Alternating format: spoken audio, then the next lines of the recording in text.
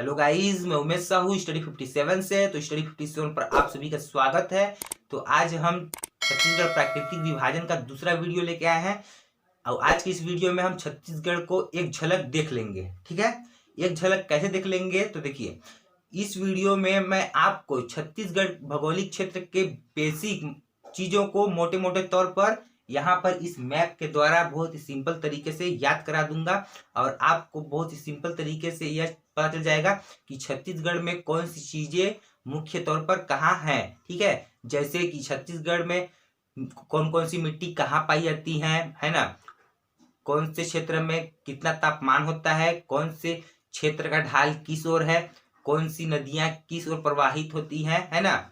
इन सभी को बहुत ही सिंपल तरीके से जानेंगे।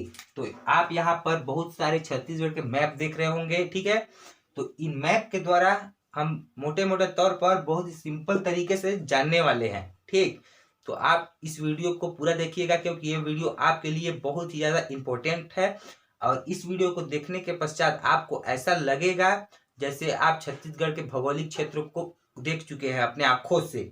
ठीक, ऐसा लगेगा जैसे घूम चुके हैं पूरा। ठीक, तो देखिए, आपको पता ही होगा हमने फर्स्ट वीडियो में बताया था छत्तीसगढ़ प्राकृतिक विभाजन में। ठीक है, उस वीडियो का लिंक इस वीडियो के डिस्क्रिप्शन में मैं दे दूंगा, है ना। तो आप वहां से उसको देख लीजिए पहले। तो देखिए, छत्तीसगढ़ का जब हम प्राकृतिक विभाजन किए थे ना, तो छत्तीसगढ़ का जब प्राकृतिक विभाजन किए थे तो छत्तीसगढ़ को 4 भागों में हमने बांटा था। ठीक, 4 भागों में हमने बांटा था। कौन कौन से भागों में तो देखिए, यह जो था ऊपर, ये क्या है तो यह था पूर्वी बघेलखंड का पठार। क्या था? पूर्वी बघेल खंड का पठार। ठीक है, बघेलखंड का पठार। ठीक, और इधर क्या था तो यह क्या था? पाट प्रदेश। ठीक, क्या था? पाट प्रदेश। ठीक है, और यह क्या था तो यह था छत्तीसगढ़ का मैदान। क्या था? छत्तीसगढ़ का मैदान। ठीक, और इधर क्या था तो इधर क्या था? दंडकारण्य। दंडकारण्य। ठीक है, तो देखिए 4 भागों में हमने बांटा था छत्तीसगढ़ के प्राकृतिक तौर पर छत्तीसगढ़ को, है ना। पूर्वी बघेलखंड का पठार, पाट प्रदेश, छत्तीसगढ़ का मैदान और दंडकारण्य। ठीक है, इतना तो आपको पता ही होगा, है ना। और इसके फिर अन्य नाम को हम देखेंगे कि इनको और किस किस नाम से जाना जाता है। ठीक है, तो देखिए, जैसा कि आपको पता ही होगा, है ना, कि इन प्राकृतिक विभाजन को हमने कौन कौन से जिले में इसका विस्तार है। ठीक है, पूर्वी बघेलखंड के पठार का विस्तार कहाँ है, पाट प्रदेश का विस्तार कहाँ है, छत्तीसगढ़ का मैदान का विस्तार कहाँ है, दंडकारण्य के क्षेत्र का विस्तार कहाँ है। इसको आप छत्तीसगढ़ के प्राकृतिक विभाजन वाले वीडियो में इसको बहुत ही सिंपल तरीके से आप देख लीजिए। ठीक है, वहां आपको इस विभाजन के बारे में बहुत ही सिंपल तरीके से पता चल जाएगा। ठीक है, तो देखिए, तो पूर्वी बघेलखंड पठार को और किस नाम से जाना जाता है तो इसी को बोलते हैं सरगुजा बेसिन। और क्या नाम है अन्य नाम? सरगुजा बेसिन। ठीक है, सरगुजा बेसिन। और इसको क्या बोलते हैं? पाट प्रदेश को क्या नाम है तो इसका है कन्हार बेसिन। ठीक है, क्या है? कन्हार बेसिन। ठीक है, और इसका क्या नाम है तो इसका नाम है महानदी बेसिन। महानदी बेसिन। ठीक है, और इसका क्या नाम है तो इसका नाम है इंद्रावती बेसिन। इंद्रावती बेसिन। ठीक, तो छत्तीसगढ़ के प्राकृतिक विभाजन हमने किया था तो उनको 4 भागों में बांटा था। ठीक है, और उन चारों को और अन्य किस नाम से जाना जाता है। ठीक है, तो यहाँ पर हमने देखा कि पूर्वी बघेलखंड पठार को सरगुजा बेसिन कहा जाता है। ठीक है, और पाट प्रदेश को कन्हार बेसिन भी कहा जाता है, और छत्तीसगढ़ के मैदान को महानदी बेसिन भी कहा जाता है, और इंद्रावती बेसिन किसे कहा जाता है? दंडकारण्य को कहते हैं इंद्रावती बेसिन। अब क्यों कहते हैं? देखिए, ये सरगुजा क्षेत्र है। ठीक है, सरगुजा क्षेत्र ये पूरा है तो इसको सरगुजा, पूर्वी बघेलखंड को क्या बोलते हैं? सरगुजा बेसिन। अब इधर कन्हार नदी बहता है इसलिए इसको कन्हार बेसिन कहते हैं। अब ये महानदी के अंतर्गत है। ठीक है, बेसिन क्या होता है? बेसिन मतलब क्षेत्र होता है, मतलब जो मैदान होता है। ठीक है, मतलब कि इस नदी के जो आसपास का मैदान है ना उसी को बोलते हैं बेसिन। ठीक, तो इधर पूरा क्या है? महानदी का क्षेत्र है। क्या है? महानदी का क्षेत्र। इसी को क्या बोलते हैं? महानदी बेसिन। और इधर जो है वो इंद्रावती नदी के क्षेत्र है और इसकी सारी सहायक नदियां है। तो मुख्य नदी क्या है? इंद्रावती। इसीलिए इस क्षेत्र को क्या बोलते हैं? दंडकारण्य को इंद्रावती बेसिन कहा जाता है। ठीक है। और देखिए इस पूर्वी बघेलखंड पठार का है ना विस्तार कहाँ कहाँ है? तो देखिए कौन कौन से संभाग में इन सभी का विस्तार है। तो देखिए यह क्या है? सरगुजा। क्या है? सरगुजा। अब यह क्या है? ये भी है सरगुजा। ठीक। तो देखिए पूर्वी बघेलखंड पठार का विस्तार कहाँ है? सरगुजा में। ठीक है। क्या चीज में? सरगुजा में। और इधर पाट प्रदेश का विस्तार कहाँ है? तो इसका भी सरगुजा में है। ठीक। और छत्तीसगढ़ मैदान का विस्तार कहाँ कहाँ है? तो कहाँ कहाँ छत्तीसगढ़ मैदान का विस्तार? तो बिलासपुर, बिलासपुर है ना, रायपुर और दुर्ग। ठीक। बिलासपुर, रायपुर और दुर्ग में छत्तीसगढ़ मैदान का विस्तार है या महानदी का विस्तार है। ठीक है। और दंडकारण्य, ठीक है, ये कौन सा संभाग है? तो देखिए ये क्या है? बस्तर संभाग। ठीक ना। तो बस्तर संभाग में दंडकारण्य क्षेत्र है। ठीक है, जिसे इंद्रावती बेसिन भी कहा जाता है। तो देखिए अगर आपसे कभी यह क्वेश्चन पूछ दे, क्या क्वेश्चन पूछ दे? जैसे कि पूछ दे कि है ना, जैसे नारंगी नदी किस क्षेत्र के अंतर्गत आता है? ठीक है, नारंगी नदी किस क्षेत्र के अंतर्गत आता है? तो देखिए आपको दंडकारण्य ऑप्शन में मिल सकता है, इंद्रावती बेसिन मिल सकता है, बस्तर क्षेत्र के अंतर्गत आता है, ये भी पूछ सकता है। ठीक है, ये भी दे सकता है ऑप्शन में। ठीक। तो आपको यह जानना जरूरी है ना, कि इन सभी को किस किस नाम से जाना जाता है। ठीक। और देखिए गाइज अब हम यह देखेंगे है ना कि इस पूर्वी बघेलखंड पठार का है ना, या जितने भी प्राकृतिक तौर पर इनका विभाजन हुआ इन चारों का है ना, क्षेत्रफल कितना है किलोमीटर में। ठीक है, तो इनका हम क्षेत्रफल अब देखते हैं किलोमीटर में। ठीक। तो देखिए इसका पूर्वी बघेलखंड पठार का कितना है? तो 21,863 किलोमीटर स्क्वायर क्षेत्रफल पर फैला हुआ है। ठीक है, कितना? 21,863 किलोमीटर स्क्वायर क्षेत्रफल फैला हुआ है। क्या चीज? तो ये फैला हुआ है पूर्वी बघेलखंड का पठार। ठीक। यहाँ हम क्षेत्रफल देख रहे हैं किलोमीटर में। ठीक है, उसके पश्चात हम क्षेत्रफल देखेंगे प्रतिशत में। ठीक। तो देखिए इतने में पूर्वी बघेलखंड का पठार फैला हुआ है। उसके पश्चात जो पाट प्रदेश है वह कितने किलोमीटर पर फैला हुआ है? तो जो ये पाट प्रदेश है वह कितने किलोमीटर फैला हुआ है? तो 6,208 किलोमीटर क्षेत्र स्क्वायर पर फैला हुआ है। कितना? 6,208 किलोमीटर स्क्वायर क्षेत्रफल पर फैला हुआ है। क्या चीज? पाट प्रदेश। और ये महानदी बेसिन है, ठीक ना, या छत्तीसगढ़ का मैदान, यह कितने किलोमीटर पर फैला हुआ है? तो यह फैला हुआ है 68,064 किलोमीटर स्क्वायर क्षेत्रफल पर फैला हुआ है। ठीक है, 68,064 किलोमीटर स्क्वायर क्षेत्रफल पर विस्तार है। ठीक है, इतना विस्तार है किसका? इसी महानदी बेसिन का, या कह सकते हैं छत्तीसगढ़ का मैदान का, या बिलासपुर, रायपुर, दुर्ग का। ठीक है, कितना है? 68,064 किलोमीटर स्क्वायर क्षेत्रफल पर यह फैला हुआ है। क्या? महानदी बेसिन। ठीक। उसके पश्चात देखिए जो दंडकारण्य है या इंद्रावती बेसिन, ठीक ना, यह कितने क्षेत्रफल पर फैला हुआ है? तो यह फैला हुआ है 39,060 किलोमीटर स्क्वायर क्षेत्रफल पर। ठीक है, कितना? 39,060 किलोमीटर स्क्वायर क्षेत्रफल पर यह फैला हुआ है। कौन? तो यही दंडकारण्य या इंद्रावती बेसिन। ठीक, या बस्तर क्षेत्र पूरा। ठीक ना। तो देखिए गाइस हमने यहाँ पर इस पूर्वी बघेलखंड पठार के अन्य नाम को देखा है ना, और ये जो पाट प्रदेश है या जितने भी मतलब इनका प्राकृतिक विभाजन है, या कौन कौन से संभाग में इस फैला हुआ है। ठीक है, उसके पश्चात हमने यहाँ पर उनके क्षेत्रफल को देखा किलोमीटर में। ठीक है, कि पूर्वी बघेलखंड पठार का विस्तार कितना है?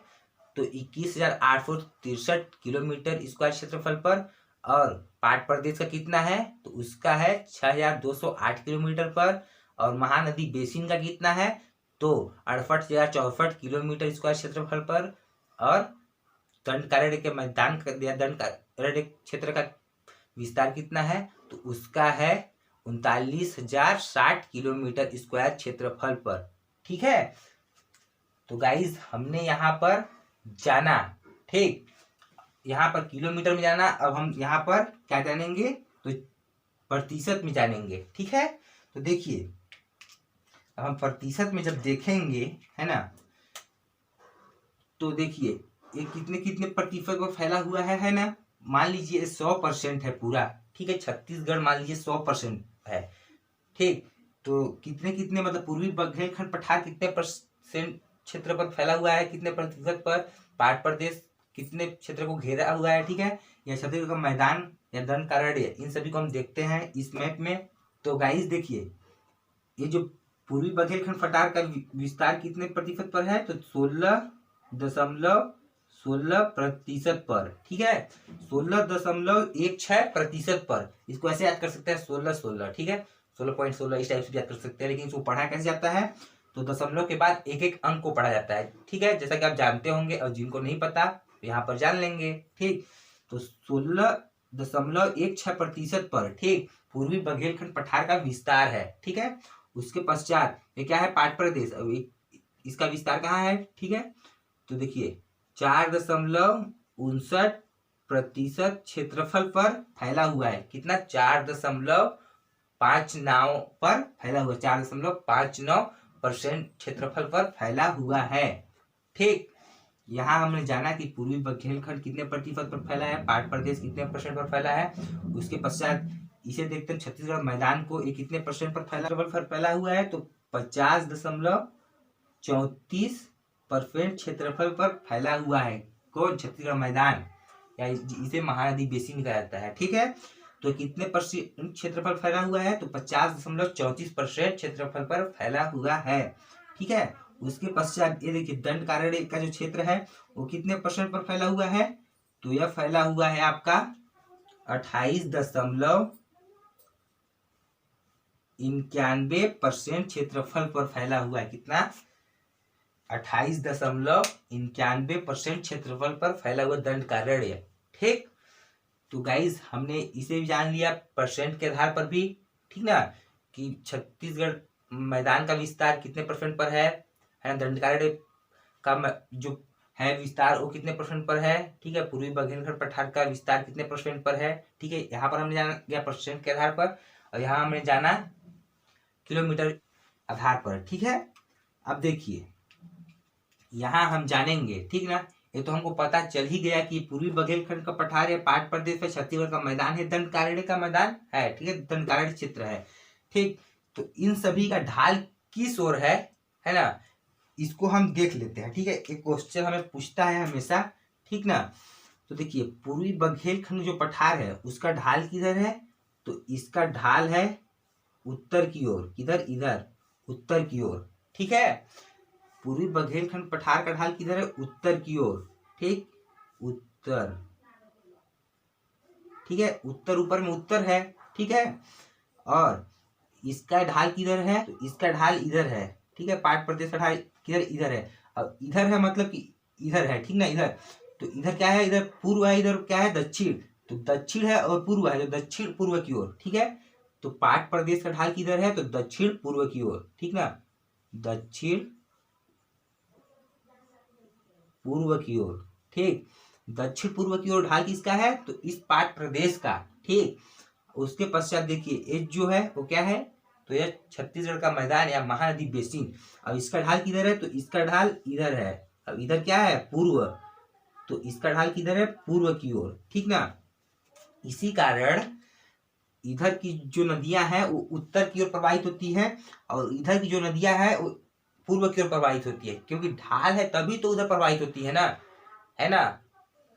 वो छत्तीसगढ़ में वो जो मेन पार्ट है जिसका नाम है उल्टा पानी, ठीक ना, वो उल्टा पानी वही एक स्थान है जहाँ उल्टा पानी चलता है। ठीक, मतलब ढाल ऐसे है तो पानी ऐसे चलता है विपरीत दिशा में, वो मेन पार्ट में ही होता है, बाकी जगह नहीं होता है, इसीलिए तो प्रसिद्ध है।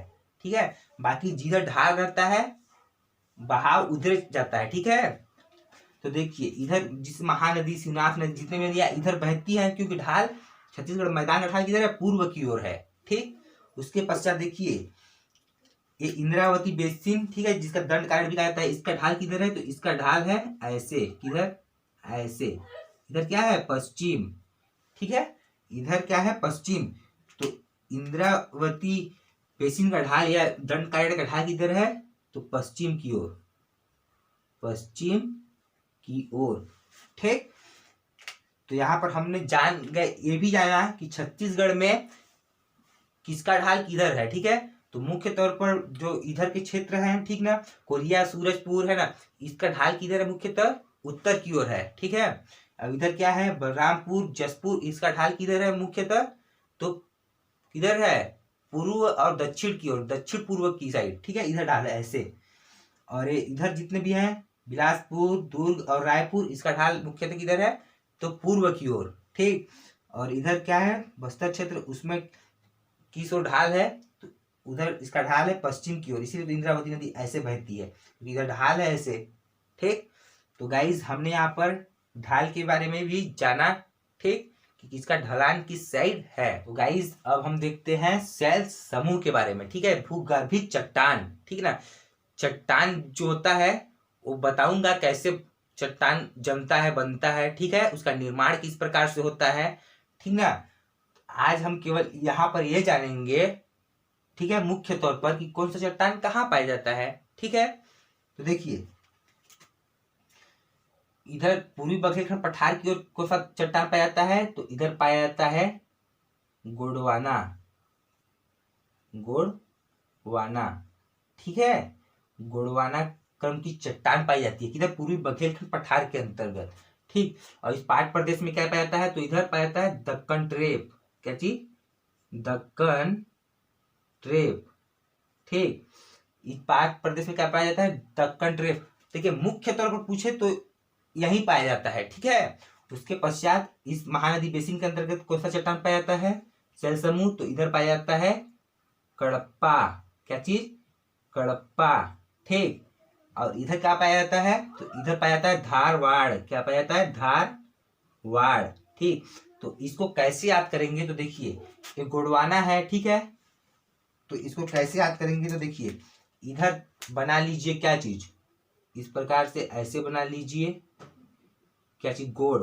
ठीक है, इसको गोड़ टाइप से बना लीजिए तो आपको पता चलेगा कि यहाँ का है गोंडवाना। ठीक है, इधर क्या बना लीजिए, तो इधर बना लीजिए ऐसे करके, ऐसे, और इधर ऐसे ढक्कन। ठीक है, बोतल का ढक्कन। ठीक, तो ढक्कन से क्या हो जाएगा, दक्कन ट्रेप। ठीक, और कडप्पा, कडप्पा से क्या हो गया, कंटोप्पा, और कंटोप्पा कैसे बनाएंगे, ऐसे। ठीक, इस प्रकार से ऐसे कंटोप्पा बना लेंगे, कान को ढकने वाला। ठीक है, तो पता चल जाएगा कडप्पा कहाँ है। ठीक है, अगर आप इस प्रकार से मैप से पढ़ेंगे तो बहुत सिंपल तरीके से पता चल जाएगा। ठीक है, अब इधर क्या है, धारवाड़ क्रम की चट्टान, तो इसको कैसे बनाएंगे, तो इसको ऐसे, ऐसे इस प्रकार से धार बना देंगे। ठीक है, क्या चीज का धार, भाला का जैसे धार। ठीक है, नीचे, तो धारवाड़ क्रम की चट्टान कहाँ पाई जाती है, इसी क्षेत्र में, किधर, दंडकारण्य क्षेत्र में। और इधर क्या पाया जाता है, तो कडप्पा, इधर गोंडवाना, इधर दक्कन ट्रेप। ठीक है, तो गाइस इस प्रकार से हमने शैल समूहों को भी जाना। ठीक है, भूगर्भिक चट्टान मतलब इनका विस्तार कहाँ कहाँ है, तो पूर्वी बघेलखंड में क्या है, गोंडवाना, पाट प्रदेश में दक्कन ट्रेप, और इधर महानदी बेसिन में छत्तीसगढ़ के मैदान में कडप्पा शैल समूह पाया जाता है। ठीक है, अब इधर क्या पाया जाता है, धारवाड़ क्रम की चट्टान। ठीक है, तो ये मुख्यतः जो चट्टान है वो कहाँ कहाँ पर पाए जाते हैं, यहाँ पर हमने जाना इस मैप के द्वारा। ठीक ना, तो गाइज अब हम यहाँ पर अपवाह तंत्र के बारे में जानेंगे कि मुख्य तौर पर इन क्षेत्रों में कौन कौन सा अपवाह तंत्र पाया जाता है। तो देखिए इस क्षेत्र में सोन गंगा, ठीक है, सोन गंगा अपवाह तंत्र का क्षेत्र है पूर्वी बघेलखंड। ठीक है, अब इधर क्या है, तो इधर महानदी अपवाह तंत्र का क्षेत्र है। ठीक है, और इधर क्या है, तो इधर यहाँ पर भी मुख्यतः महानदी, ठीक है, महानदी अपवाह तंत्र का। ठीक है, अपवाह तंत्र मतलब देखिए इसी महानदी में मुख्य तौर पर यहाँ की नदियां आती होंगी। ठीक है, मुख्यतः महानदी और भी पूछे मतलब, ठीक है, तो यहाँ सोन नदी अपवाह तंत्र भी आता है। ठीक है, मतलब कि यहाँ जो है पाट प्रदेश से, ठीक है, क्या होता है सोन प्लस, है ना, सोन प्लस महानदी दोनों, क्योंकि यहाँ से कन्हार नदी भी आता है पाट प्रदेश होते हुए और महानदी भी, तो यहाँ पर दो अपवाह तंत्र का क्षेत्र है। ठीक है, कहाँ, पाट प्रदेश में। ठीक, उसके पश्चात देखिए ये कौन सा क्षेत्र है, तो दंडकारण्य, और एक किस अपवाह तंत्र के अंतर्गत आता है, तो किस अपवाह तंत्र के अंतर्गत आता है, गोदावरी। ठीक, किस अपवाह तंत्र के अंतर्गत, तो गोदावरी अपवाह तंत्र के अंतर्गत। ठीक है, तो हमने नदियों के बारे में पढ़ा है ना, पता चल जाएगा कि इधर से गोदावरी जा रही थी, उसमें सभी नदियां आकर मिल रही है, मतलब कि वह गोदावरी अपवाह तंत्र के अंतर्गत आती है। ठीक है, और इधर क्या है, इधर महानदी अपवाह तंत्र, इधर सोन गंगा अपवाह तंत्र, इधर सोन प्लस महानदी अपवाह तंत्र पाट प्रदेश में। ठीक, तो गाइस हमने यहाँ पर जाना है ना, अब हम और चीजों को यहाँ पर देखते हैं। तो गाइस अब हम देखते हैं खनिज में कौन कौन से पाए जाते हैं। ठीक है, तो देखिए इधर क्या पाया जाते हैं, कौन सा खनिज पाया जाता है ऊपर में पूर्व बुंदेलखंड प्रणाली के अंतर्गत, तो इधर पाया जाता है कोयला। क्या, कोयला। ठीक, इधर क्या पाया जाता है, तो बाक्साइट, बाक्साइट। ठीक, मुख्य तौर पर यहाँ पढ़ रहा है। ठीक है, इधर क्या पाया जाता है, कोयला, इधर बाक्साइट, और इधर क्या चीज, चूना पत्थर। ठीक है, चूना पत्थर और प्लस डोलोमाइट, क्या चीज, डोलोमाइट। ठीक, चूना पत्थर प्लस डोलोमाइट, और इधर क्या पाया जाता है मुख्य तौर पर, तो लोहा, क्या चीज, लोहा। ठीक है, इन सभी को हम पढ़ेंगे डिटेल्स में। ठीक है, यहाँ पर हम मुख्य तौर पर जान ले रहे हैं, ठीक ना, कि इधर क्या पाया जाता है, कोयला, पूर्वी बुंदेलखंड पठार में कोयला, जसपुर पाट प्रदेश में क्या चीज, बॉक्साइट, इधर क्या बस, इधर क्या छत्तीसगढ़ मैदान में चूना पत्थर डोलोमाइट, इधर क्या, लोहा। ठीक, यहाँ हम मुख्य मुख्य चीजों को जान रहे हैं। ठीक ना, उसके पश्चात हम मिट्टियों के बारे में देखते हैं। ठीक है, तो इधर कौन सी मिट्टी पाई जाती है और इधर कौन सी मिट्टी, इधर कौन सी मिट्टी, है ना, तो यहाँ पर हम मुख्य मुख्य तौर पर जानते हैं। इधर देखिए, इधर यहाँ ऐसे इस क्षेत्र में क्या पाई जाती है, यहाँ पर काली मिट्टी, काली मिट्टी। ठीक, काली मिट्टी, इस क्षेत्र में काली मिट्टी पाई जाती है। ठीक, और इधर ऐसे यहाँ पर इस क्षेत्र में भी पूर्वी बुंदेलखंड, और क्या है छत्तीसगढ़ मैदान, और इधर क्या जसपुर पाट प्रदेश। ठीक है, तो इन तीनों क्षेत्र में है ना क्या पाता है, लाल पीली मिट्टी, क्या, लाल प्लस पीली मिट्टी। ठीक है, लाल प्लस पीली मिट्टी, लाल पीली मिट्टी क्या पाया जाता है, इधर भी, इधर भी, इधर भी, मतलब तीनों में। ठीक, लाल पीली मिट्टी। ठीक, उसके पश्चात इधर कौन सी मिट्टी पाई जाती है, तो इधर कौन सी मिट्टी पाई जाती है, तो यहाँ पर लेटराइट मिट्टी, क्या चीज, लेट राइट मिट्टी। ठीक है, इधर जो है लेटराइट मिट्टी पाई जाती है। ठीक, उसके पश्चात यहाँ कौन कौन सी मिट्टी पाई जाती है बस्तर संभाग में, तो इधर लाल बलुई, है ना, लाल बलुई प्लस लाल दोमट। ठीक है, लाल बलुई प्लस लाल दोमट कहाँ पाया जाता है, इस दंडकारण्य क्षेत्र के अंतर्गत। ठीक है, बस्तर संभाग में। और काली मिट्टी जो है इधर पाया जाता है केवल। ठीक है, उसके पश्चात लाल पीली मिट्टी इन तीनों क्षेत्रों में पाया जाता है, लेटराइट मिट्टी केवल पाट प्रदेश में। तो गाइज अब हम फसल के बारे में देखते हैं, तो इधर कौन से फसल पाए जाते हैं, तो इधर मोटे फसल। ठीक है, मोटे फसल प्लस तिलहन। ठीक है, तिलहन, मोटे फसल और तिलहन इस पूर्वी बुंदेलखंड पठार के अंदर पाए जाते हैं मुख्य तौर पर हम बात कर रहे हैं। ठीक ना, उसके पश्चात इधर कौन सा पाया जाता है, तो इधर पाया जाता है बागवानी फसलें, बागवानी। ठीक है, बागवानी फसलें पाट प्रदेश के अंतर्गत। इधर क्या, तो इधर धान। ठीक है, धान मुख्य तौर पर। ठीक, अब इधर क्या चीज, मोटे अनाज, मोटे अनाज में कोदो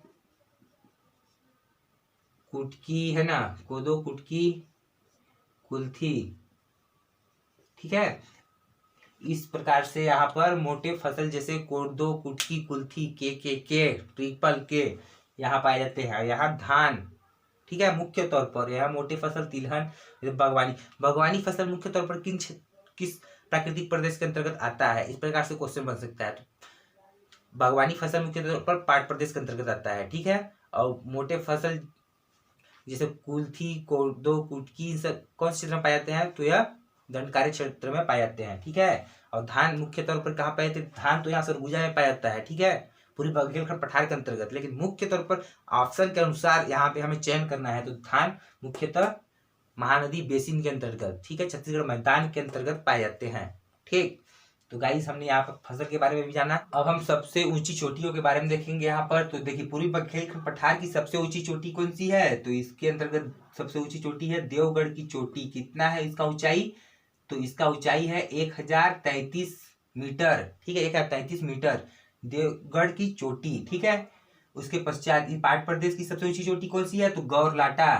कौन सा है, गौरलाटा, ठीक है। कितना है इसका, 1225 मीटर इसका ऊंचाई है।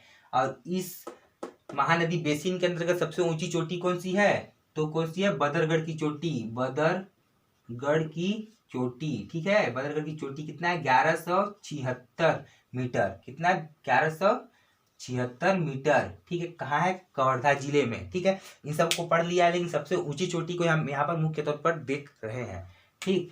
उसके पश्चात यहाँ दंडकारी क्षेत्र में सबसे ऊंची चोटी कौन सी है, तो बैलाडीला की चोटी, ठीक है, बैलाडीला, ठीक, बैलाडीला। इसका कितना है, 1210 मीटर इसका ऊंचाई है। बैलाडीला की चोटी जो नंदीराज हिल्स है ना, बैलाडीला की चोटी कितना है, 1210 मीटर, ठीक है। तो यहाँ पर हमने सबसे ऊंची चोटियों को देख लिया कि पूर्वी बुंदेलखंड पठार के अंतर्गत सबसे ऊंची चोटी कौन सी है, और यहाँ पाट प्रदेश के अंतर्गत सबसे ऊंची चोटी कौन सी है, छत्तीसगढ़ मैदान के अंतर्गत सबसे ऊंची चोटी कौन सी है, दंडकारी क्षेत्र के अंतर्गत सबसे ऊंची चोटी कौन सी है, ठीक। तो यहाँ तक हमने जाना। उसके पश्चात हम यहाँ पर जनजाति को देखेंगे, ठीक है, कि कौन सी जनजाति मुख्य तौर पर इन क्षेत्रों में पूर्वी बुंदेलखंड पठार के अंतर्गत कौन सी जनजाति रहती है, पाट प्रदेश के अंतर्गत कौन सी जनजाति रहती है मुख्य तौर पर। यहाँ पर देखेंगे हम छत्तीसगढ़ मैदान के अंतर्गत कौन सी जनजाति रहती है मुख्य तौर पर, ठीक। चलिए अब हम शुरू करते हैं। तो गाइस देखिए इधर मुख्य तौर पर पूर्वी बुंदेलखंड पठार के अंतर्गत उरांव और कौन सा है, कोल, ठीक है, उरांव और कोल। पूर्वी बुंदेलखंड पठार के अंतर्गत मुख्य जनजाति उरांव और कोल, ठीक है। उसके पश्चात पाट प्रदेश के अंतर्गत नंगेसिया, ठीक है, नंगेसिया, बिरहोर, ठीक, नंगेसिया, बिरहोर और कोरबा, ठीक है, और उरांव, यहाँ पर भी उरांव, ठीक है। देखिए ये सरगुजा क्षेत्र है पूरा, है ना, सरगुजा संभाग, ठीक है। तो यहाँ पर उरांव दोनों जगह पाई जाती है, ठीक है। उसके पश्चात यहाँ पाट प्रदेश में नंगेसिया अलग है ना, हो गया, बिरहोर अलग और कोरबा, ये तीनों पाट प्रदेश के अंतर्गत पाए जाते हैं। यहाँ मुख्य जनजाति, ठीक है, मुख्य तौर पर यहाँ पढ़ रहे हैं जनजातियों के बारे में, ठीक है। जनजातियों को हम डिटेल से, उसका हो सकता है 3-4 वीडियो आए, ठीक, और बहुत ही सिंपल तरीके से उसको लाऊंगा, है ना। उसके पश्चात देखिए अब यहाँ पर कौन कौन सी जनजाति है, तो छत्तीसगढ़ मैदान के अंतर्गत कौन कौन सी जनजाति है मुख्य तौर पर, तो यहाँ पर है मुख्य तौर पर सौरा, बिंजवार, धनवार, ठीक है, सौरा, बिंजवार, धनवार, ठीक है ना। इसी छत्तीसगढ़ मैदान के अंतर्गत मुख्य जनजाति है, ठीक है। ऑप्शन में कुछ भी पूछ सकता है, ये नहीं कि रायपुर पूछेगी रायपुर की मुख्य जनजाति कौन सी है, ऐसे पूछ सकता है, या फिर पूछ सकता है कि छत्तीसगढ़ मैदान के अंतर्गत मुख्य जनजाति कौन सी है, ठीक है, या फिर महानदी बेसिन के अंदर कौन सी जनजाति मुख्यतः है, ठीक है। इस प्रकार से पूछ सकता है, समझ में आया ना। उसके पश्चात देखिए अब इधर दंडकारण्य क्षेत्र में मुख्य जनजाति कौन सी है, यहाँ दंडकारण्य में गोंड, हलबा, माड़िया, मुड़िया, दंडामी माड़िया, है ना, अबूझ मांडिया, अबूझ माड़िया, माड़िया, मुड़िया, है ना, हलबा, गोड़। गोड़ देखिए मुख्यतः छत्तीसगढ़ में सब जगह पाए जाते हैं, ठीक है, लेकिन मुख्य तौर पर पूछे तो बस्तर संभाग में, ठीक है। गोंड तो सब जगह विस्तृत है थोड़ा थोड़ा, ठीक है।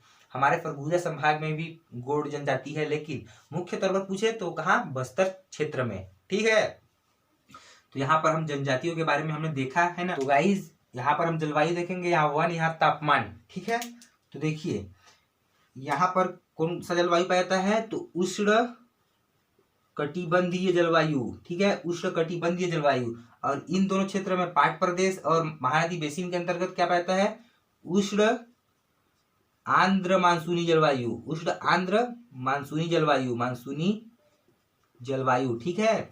और इधर बस्तर के क्षेत्र में क्या पाया जाता है, तो इधर पाया जाता है उष्ण पर्णपाती वन, ठीक है, पर्णपाती, उष्ण पर्णपाती, ठीक। तो उष्ण कटिबंधीय, उष्ण आंध्र मानसूनी, इन दोनों क्षेत्र में, और यहाँ क्या, उष्ण पर्णपाती, ठीक। यहाँ पर ये जलवायु पाई जाती है, ठीक है। और इन जलवायु से कौन कौन से वन होते हैं, तो देखिए पूर्वी बघेलखंड पठार के अंतर्गत कौन सा होता है, तो सागौन, क्या चीज, सागौन, ठीक। और इन दोनों क्षेत्र में क्या होता है, तो उष्ण आंध्र मानसूनी की वजह से इधर क्या होता है, तो इधर होता है मिश्रित वन, क्या चीज, मिश्रित वन, ठीक। और इधर क्या होता है, तो इधर होता है साल, ठीक। तो देखिए कैसे याद करेंगे हम, बस्तर का क्षेत्र है, ठीक है, ये अभी क्या है, पूर्वी बघेलखंड, तो ऐसे याद करते हैं साग, ठीक है, साग। तो इसको हम कैसे ट्रिक बनाते हैं, कॉमेडी टाइप से, ठीक है। बघेल है ना अपना सागा है, क्या है, बघेल अपना सागा है, ठीक, बघेल अपना सागा है। बघेल से क्या हो गया, पूर्वी बघेल, ठीक है, बघेल से क्या हो गया, पूर्वी बघेल, और सागा से हो गया सागौन, ठीक। तो सागौन कहाँ पाया जाता है, सागौन, सागा, सागा कौन है, बघेल,